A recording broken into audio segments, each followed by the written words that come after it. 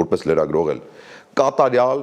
տարբերակով, եթե անգամ մեկ կամ մյուս կողմերում ողջախոհություն ու պետության նկատմամբ աննշան գոնե թե սեր լիներ, այս երկու թևերը կամացուկ, թաքուն, առանց աղմուկի, կգտնեին իրար մեջ լեզու, կհասկանային, որ այս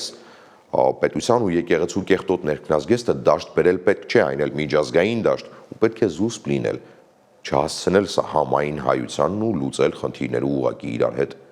շփվելով երկկողմ։ Փաշինյանը կարող էր, ասենք, հրավիրել վեհապարին, եթե ունի անհամաձայնություններ տոտալ ու որոշել է, որ ինքը պիտի հեռանա, ասել, որ վերջինիս վերաբերյալ կոմպրոմատ ունի, որ չի ուզում, որ վերջինս իշխի, քանի որ չի աջակցում իրեն, գային համաձայնության առանց խայտարակության, պարզապես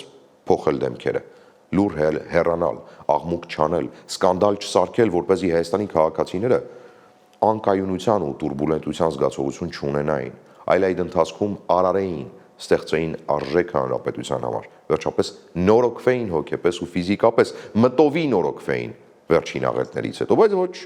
թող բոլորը տեսնեն, թե ինչպես են հայերն իրարատում, թե որքան պառակտված են ու թե որքան հեշտ է քանդել Հայաստանը ներսից անգամ պատերազմ չհրահրելով։